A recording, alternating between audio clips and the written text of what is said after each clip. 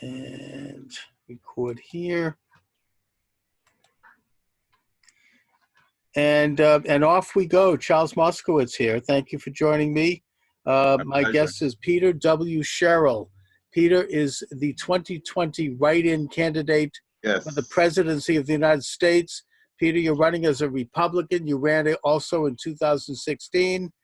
Let's first of all start introducing yourself to the voters and asking for people's votes. But to do that, I want to hear a little bit about you, your story, your background, how you got to where you are today.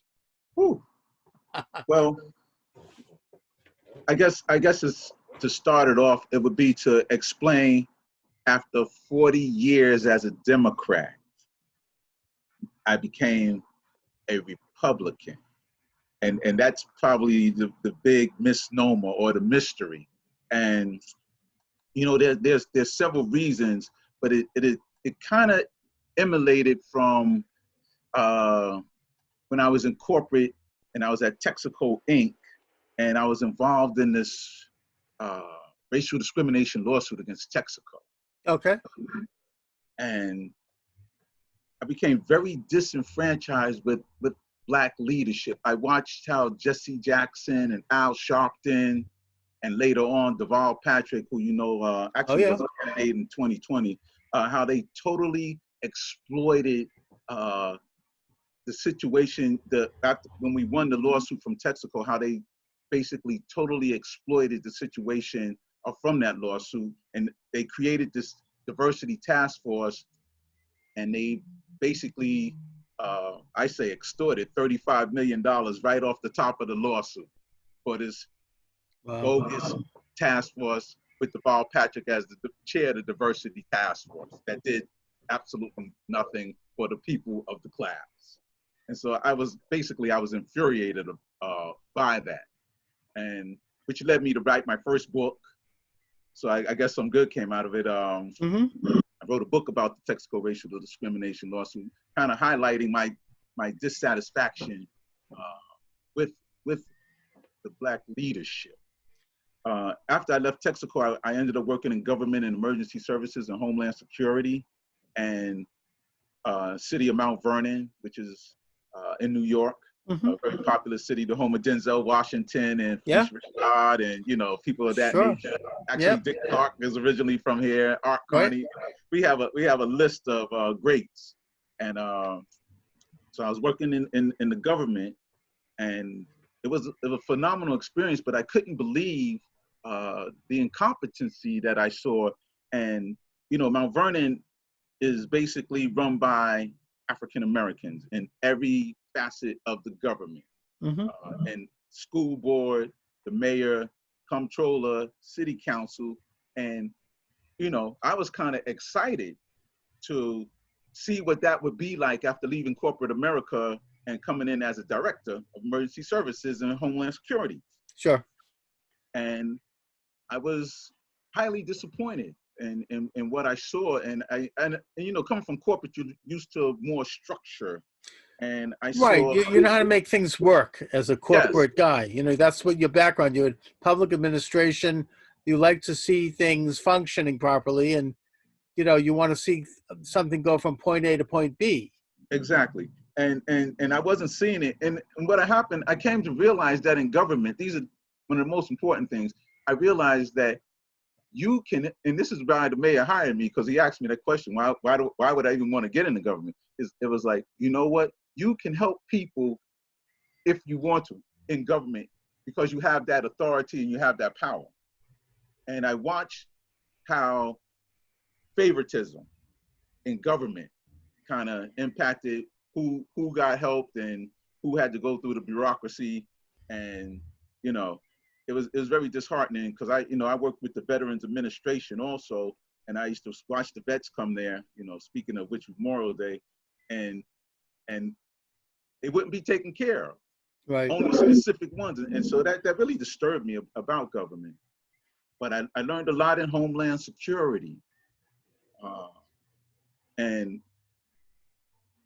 understanding there's a whole different world that goes on in Homeland Security. There's a structure that's underneath everything that's going on in this country, keeping things safe. Now, let me just talk a little bit about that. So you worked in Homeland Security in your Yes. home city of Vernon, New York. Are they connected to the National Homeland Security people? And what is yeah, this? absolutely. I've Okay. trained in some of with first responders, police officers from all across this nation at some of the highest levels in Homeland Security. It's a phenomenal. I learned more. I say this.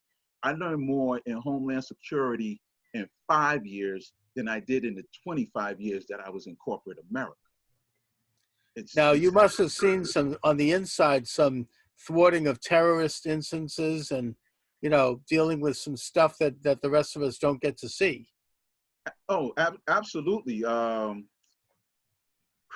I guess just to bring it to a current point, and one of the reasons why I'm so adamant about this lack of response to this pandemic, and what happens when you don't take incidences, and we do the same thing with terrorism also. We kind of, after we mitigate it, we kind of relax and, you know, let our guards down, and, you know, next thing you know, they don't stop. They never stop. And so you watch these instances in Homeland Security with the things that are happening in our country right now, and it's mind-boggling. And, you know, Well, Peter, let me ask you, what would President Peter Sherrill do if he were in the White House right now with regard to this pandemic? What sort of policy would you have, and how would you contrast that policy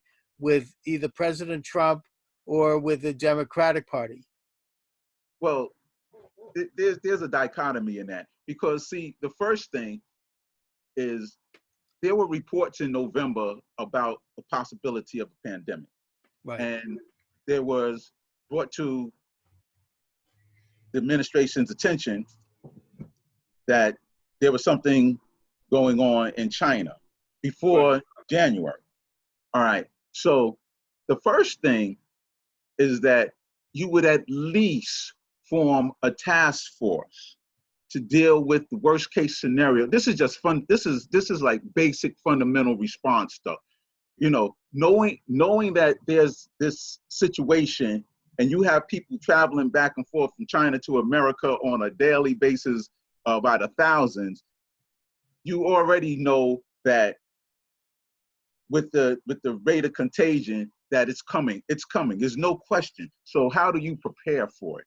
And so this is where you get your Health and Human Services, your Dr. Fauci's, all the people who specialize in these areas of infectious diseases and how to respond. And you get your Homeland Security and National Security. You get all these guys together in a room and you say, okay, worst case scenario. And then you build up from that. You do a tabletop. Sure. And so from that point, you would begin to decide, how do you want to disseminate this information to the people?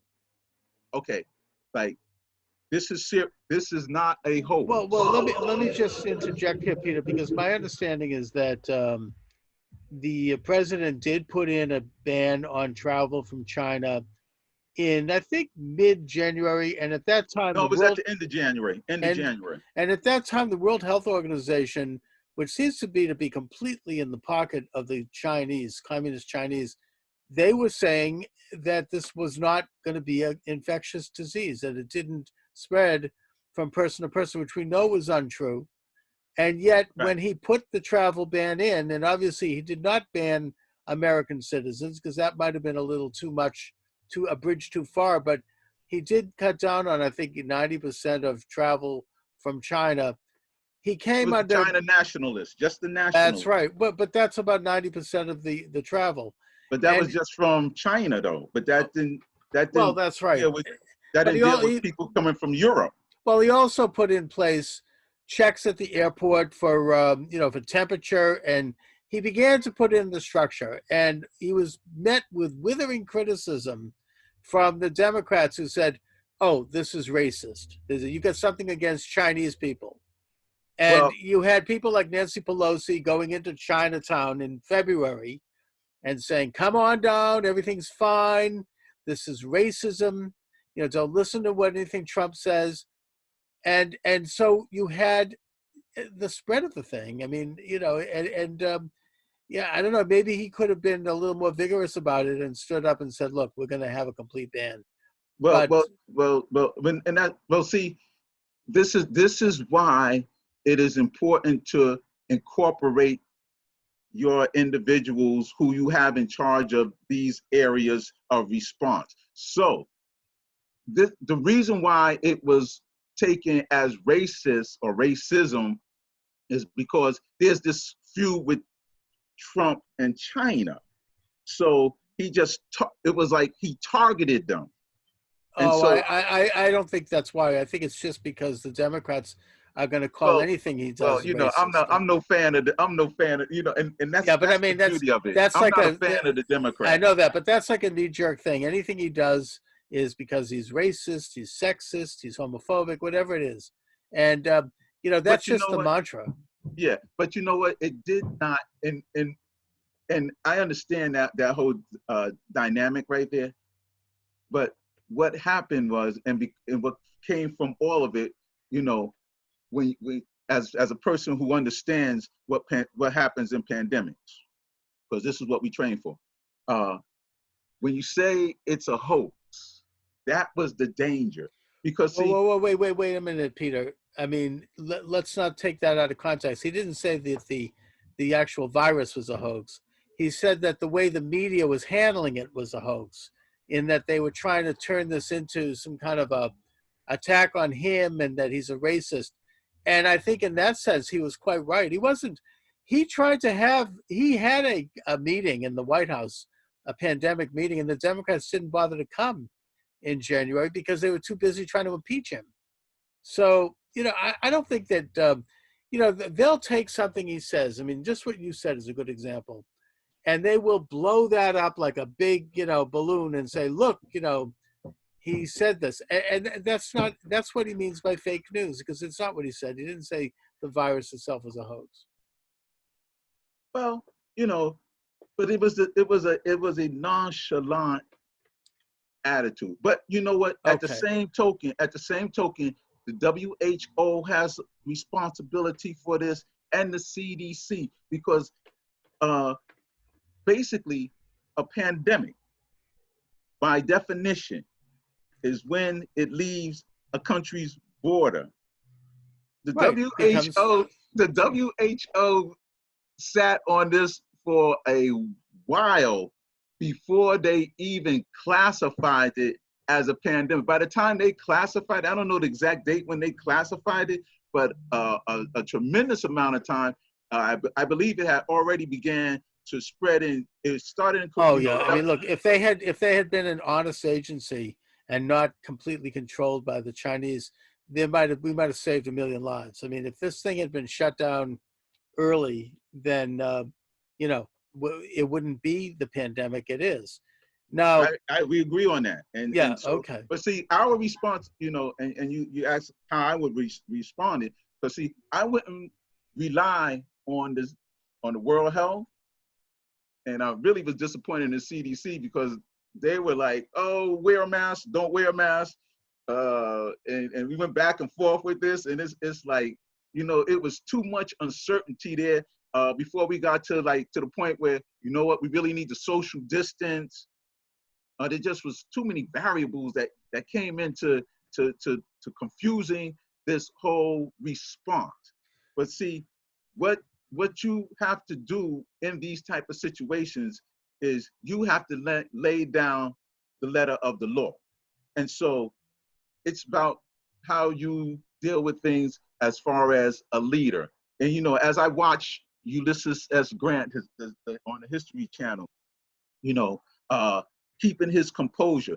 Of course, the Democrats are going to come at you, just like when it's vice versa. The Republicans come at the Democrats, and we going back and forth with these situations, and you see that people were dying. That was the one common denominator, regardless of WHO, CDC. We saw people were dying. Now, as far as the PPE situation, in this country. That for me was very disturbing. That what do you think about Dr. Bright's testimony to Congress, even though it was kind of partisan? I think he was a disgruntled employee, but I think as far as the PPC goes, we learned two things. First of all, we learned that the United States isn't producing these things on its own. We ended up having to buy it from China. And out of all places in the world to have to buy PPE. And secondly, when the federal government went to open up the national stockpile, they found that it had been depleted under the Obama administration because the Obama administration had already used up a lot of it during the N1, swine flu epidemic, and they never replenished it. So look, we could point a lot of fingers of blame. Here we are, and we're still in the lockdown.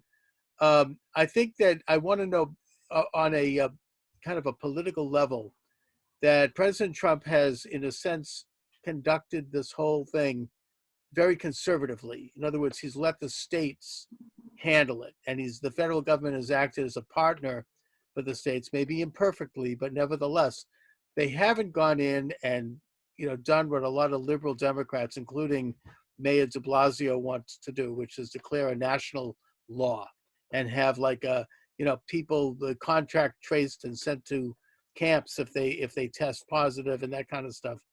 So, I mean, I think that that's ridiculous. Trump, yeah, I agree. And I think Trump has been very moderate in his response, as imperfect as that is. What do you think? You have to be very careful.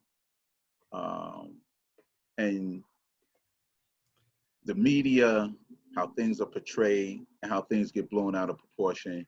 And sometimes you can be the reason why that they respond to you a certain type of way. The media is the media is the media.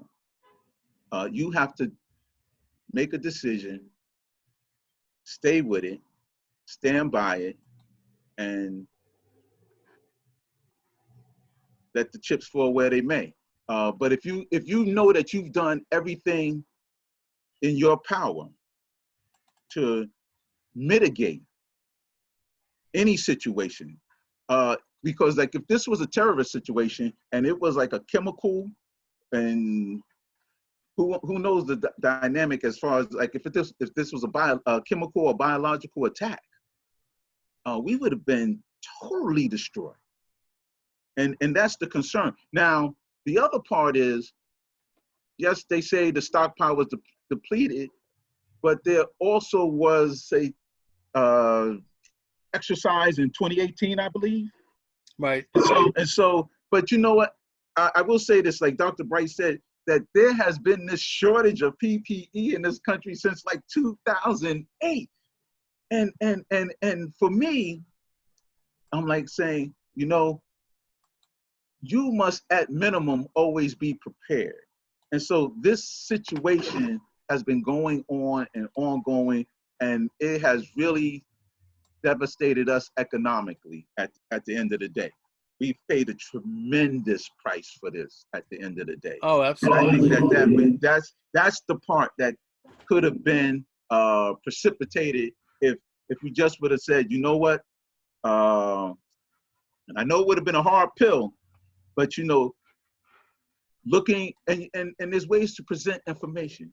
All you do kind of is like, given the situation in China with the amount of deaths that are occurring and it's spreading, we might have to seriously look at locking down. You got to prepare them. You just don't give them, the whole pill. You're like, we have to, in January, you could say, you know what, we have to really seriously think about possibly closing down for the incubation period that has been come to known for this coronavirus.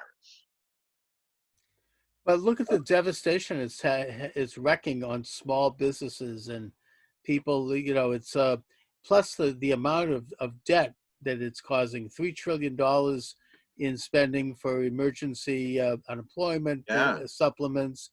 It's going to take us. It could take up to 10 years to dig out of this thing.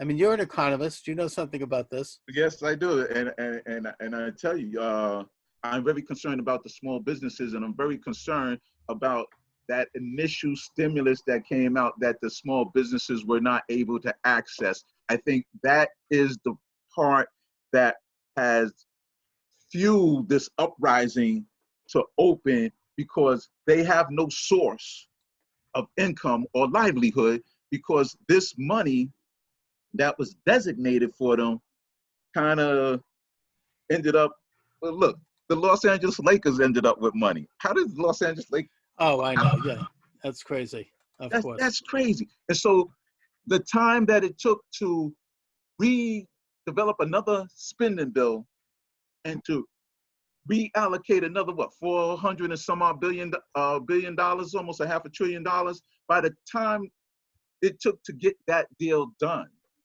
the damage was done. And so that's why you have people out there saying, open up. We gotta open up. And so what do you do?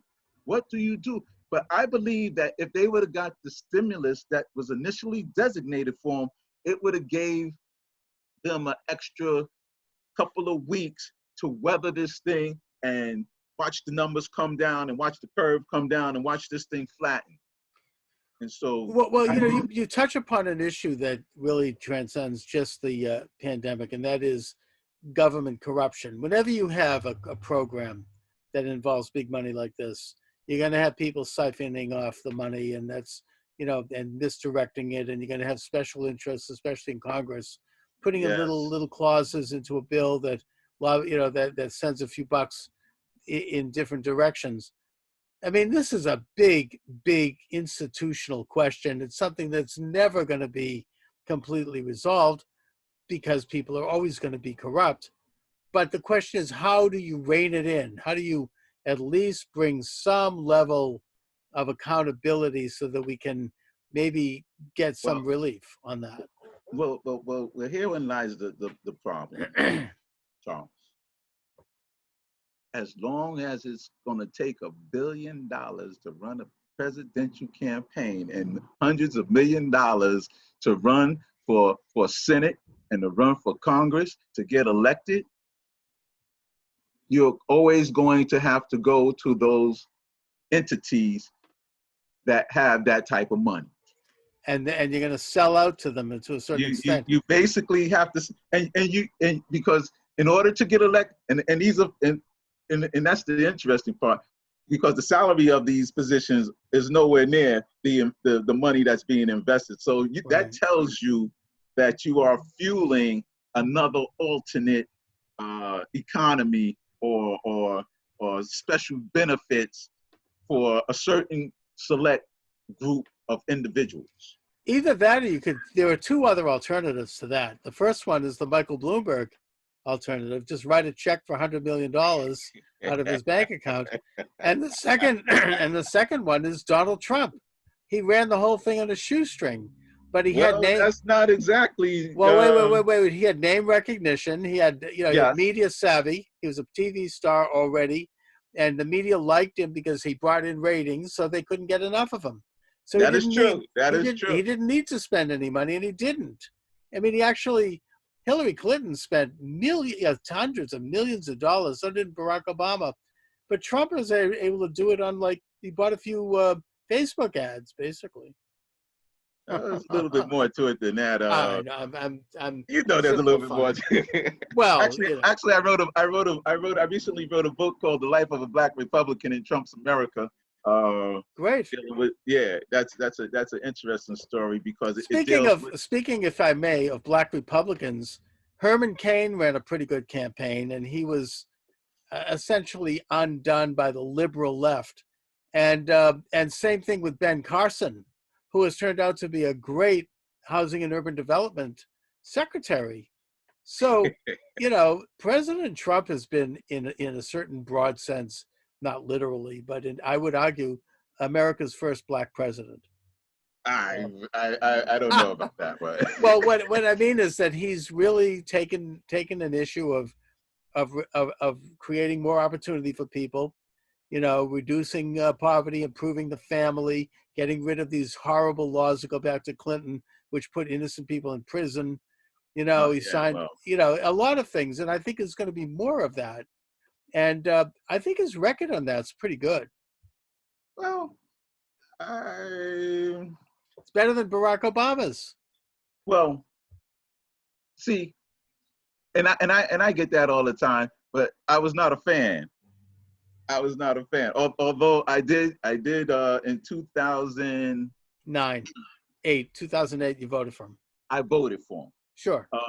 2011, I left the party. Even though you call yourself the Black McCain. Yes. I love John. You saw that. Huh? I love John McCain. I love John McCain. I think he's a great individual. Right. The Maverick. I think the party misses him. Well, I mean, look, you're going up against President Trump, and I think it's very interesting. And you're running as a write-in candidate because the Republicans have undone. They're not bothering with primaries because they've got an incumbent. Right. Now, if you've never held office before outside of your hometown of Vernon, and but yet I think that what you're doing is good for the Republican Party, and it's probably good for you. And it's you very well could bring in, frankly, black votes to the Republican Party, which is a traditional party of African Americans going all the way back to Lincoln. Well, I've been trying to bring that to the forefront. I reference it and that's the interesting part is that it was when I was led to do this, partly out of just total dissatisfaction, but then there was and I'll tell you an interesting story. Dissatisfaction, but it was more divinely, spiritually orchestrated. The parts, as I kind of developed, when you reach a certain age and you realize that you really have crossed to the other side of the sand running through the hourglass. I know that is. Yeah, and so you start taking things a little bit more serious, and I realized that what I was lining up, how I was lining up. And what I was doing did not line up with the Democratic Party. Okay. All right. But what the interesting part was that I got introduced to the Tea Party, Westchester County Tea Party. Sure. And let me tell you, they became some of my dearest friends. And, I would share with them how, first of all, alienated I became in my hometown as majority Democrat, majority African American. I became alienated, but it was interesting when I shared with them how I was divinely and spiritually led to join the Republican Party. They understood it. I mean, they actually really, truly understood it. I mean, when I would share with them, I mean, you could see the tears coming down their eyes and just be like, it was like we became like united. But the irony of it is that when I would try to tell my own people that, they'd be like, why are you joining the Republican Party? I was like, this is more spiritual than political. They would look at me like I had lost my mind. And it was like, this is interesting that I can share this with the Tea Party, but when I share it with my people, it's an entirely different response. Well, you know what it is? I mean, you're dealing with the same thing that I suppose you could say that I deal with as a Jew. The establishment, the black establishment, the Jewish establishment, they're really hardcore, Democratic Party going way back. In the case of Jews, I think it goes back to Franklin Roosevelt. Okay. And it's almost a tribal thing. It's like, this is what we do. This is who we are. We don't question it. And it's so it's kind of, you're up against a really almost a tradition with that. I mean, people just don't think outside of course they support the Democrats, and they believe a lot of the rhetoric the Democrats spew about, we're going to help minorities, which is nonsense. And that the other guys don't like you, which is also nonsense, or it might be a little true, but it's not quite the way they portray it. And yet here you are breaking with that tradition, as have I in my own. And I think it's very encouraging. I hope that what happens, because you're a relatively young man and you've not held high office yet. So frankly, with due respect, I don't think you're quite going to be in the White House next year. However, you may, down the road, a couple of more election cycles, and you could be if you play it right. And I think that by raising awareness among the Black community, among the conservative community, among people in New York, you could become a player in the next Trump administration. And you could bring a constituency that would be of value and to the administration, and then really set yourself up with an important a role to play that could then lead you to the presidency in due time. What do you think? Well, how much time do you think I have? Well, I don't know how old you are. You look like you're younger than me, but I don't know. I've already passed the 60 mark, and Okay.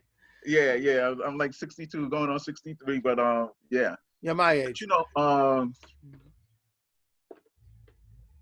somehow, and I do understand everything that you're saying. The rationale, logistically, makes total sense.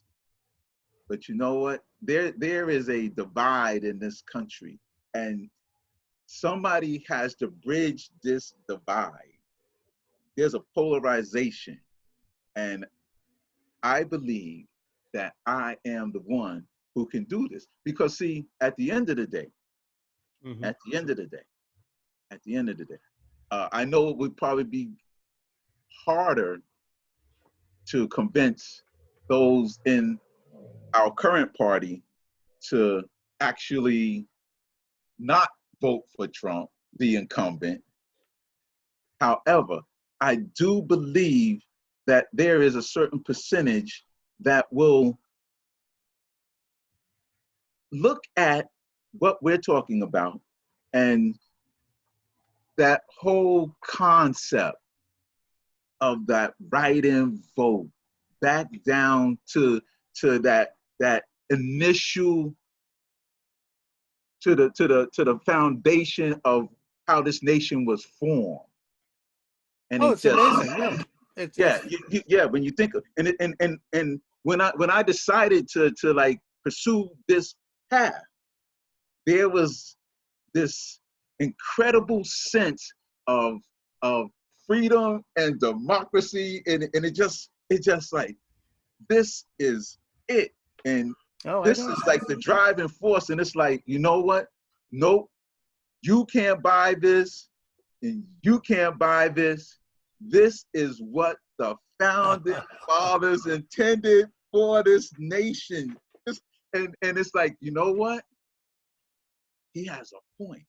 No special interest. Only we the people. And it's just like, it's so beautiful. It's just so I totally get it. I ran for office myself, and I had a very similar experience. It's very exalting, and it's a great exercise. I urge people to run. It's sort of, even if you don't make it, you still get heard. You get a couple of points across the plate. You make a difference. You bring up awareness. They have to pay a little attention, and you can get things done. Exactly. Peter, it's about the people, and the people are hurting. And like you said, it's going to take probably 10 years to dig out of this catastrophic decimation. Well, it might. The longer it goes on, we might just bounce back sooner. I mean, I think the people are ready to roll. But Peter, are you going to be a write-in candidate right up to the bitter end, or I'm going to be up to the bitter end, as far as I can see. Yeah. So if Donald Trump, who's that? We have just begun to fight. Well, John Paul Jones. Paul Jones. We have just begun to fight. But Peter, if Donald Trump becomes the nominee in September, you're not going to endorse him. You're going to continue to go through November. Yes, I am. Okay. I'm going all the way. I am going all the way, because you know what? To not do it would be a disservice to what the founding fathers intended for this country. And I am standing on that platform, and I'm not moving. I'm glad to hear that. I would just ask you, as a matter of pragmatism, and America is famous for its pragmatism, let's face it. it is one of our greatest exports, is that in the last week of October, if you don't think you're going to win and you really don't see this happening, would you consider at that point asking your supporters to vote for Donald Trump? Or maybe that's too far in the future. I don't know. Yeah, that would be too far in the future. And I would have to really hear, that I have a problem with that alt-right What do you mean? association. What alt-right association? Who's alt-right? Oh, come on, come on, Well, Charles. tell me, Peter. Tell me what you're talking about. Okay. What do you mean alt-right? Alt-right, come on. You don't know that there's an alt-right and I want to hear from you. I want to know what you mean by that. Okay. No, well, you think the KKK is backing Trump? I mean, is that what you're saying? I have a problem. I have a problem. That's very unfair. That's really. Yeah, but that doesn't mean. Look at the Communist Party backed Hillary. They put her on the front page of their weekly. That doesn't make her a communist. I was totally against Hillary's. Yeah, but the point I'm making here is that doesn't make her a communist. Because she's endorsed by the Communist Party, and I don't even know if the KKK would vote for Trump. They're Democrats. It's a radical Democrat group that goes way back. I think they have migrated from the Democratic Party. There might be a remnant. But you can't blame Republicans and Trump for that. They're not catering to the KKK. Come on, please.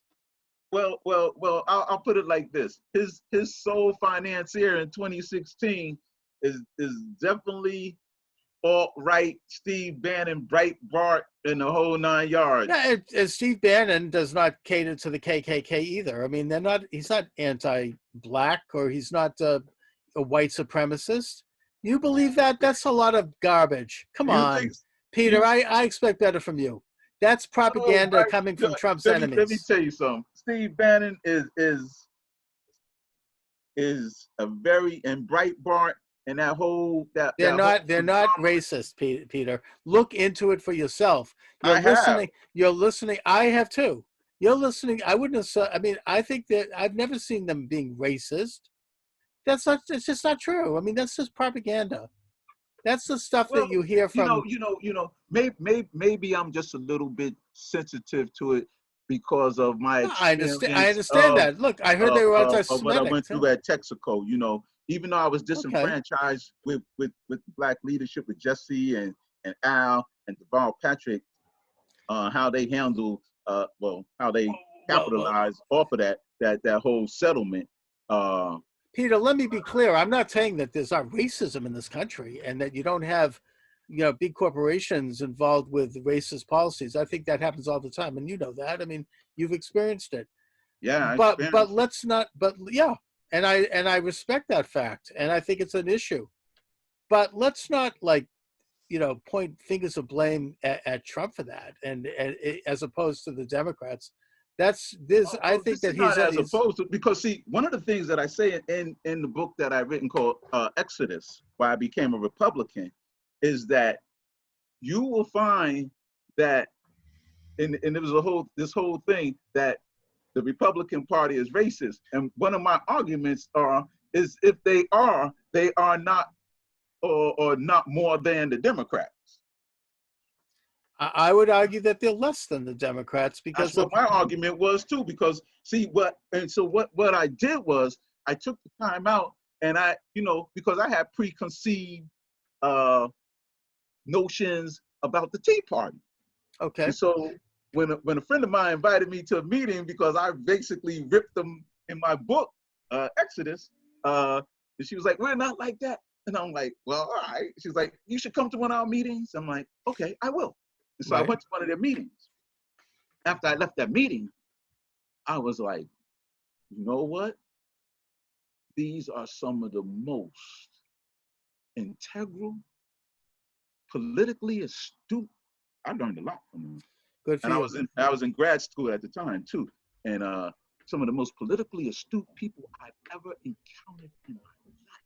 And it was like, if I could take what they have and give it to us, my people, so they don't keep going for keep hope alive and nothing happens. let me tell you something. Mm. You go to speak to them, you better know every bill that's impacting them. Because if you do not, they will shred. It's not about black, white, or you think you're just going in there because you white and they the Tea Party and they just going to be like, oh, yeah, yeah, yeah. It's the total opposite. They ask the tough, real questions. And I had to step back and take a look, and I was like, wow, this is fascinating. My preconceived thoughts about the Tea Party. And so when I went to tell my friend what happened at the meeting, he couldn't believe me, but it was phenomenal. Well, you know, I hope that you might take that same preconceived notion about the Trump administration. I don't know. I can tell you that's not going to happen. Take a look on the inside, because that's the same group, and they're not racist. They're not any of those things. That's just a lot of liberal garbage that's thrown at every Republican. Anyone that doesn't genuflect to the left gets those charges. And again, I'm not saying there aren't some of them that are, but look, I mean, Breitbart. Yeah, there was some in the Tea Party too. There was a few, but yeah, but for the most part, yeah. You know, and Breitbart was called anti-Semitic until they found out he was Jewish. No, this is right. I mean, come on. You have to be careful with this stuff. I mean, really, let's try to look at this thing without getting wrapped up in it. I mean, look at it objectively. And that's the whole point of the whole freedom thing of pursuing this right and vote candidacy. It's not about Republican.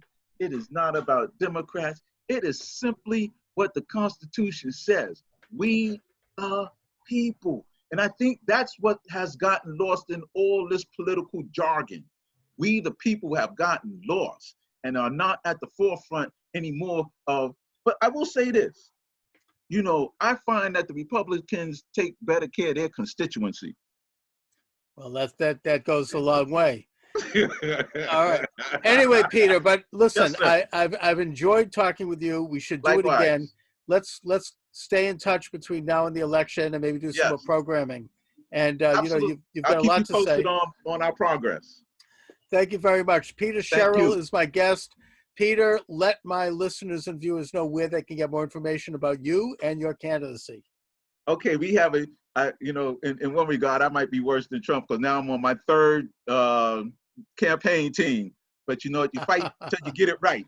And so we have, you can reach me at Unite and Write, WRITE, Sherrill, SHERRILL 2020.com. That's where Excellent. You can reach me at. All right, Peter Sherrill, listen, thanks so much for joining me. Thank you, sir, for having me.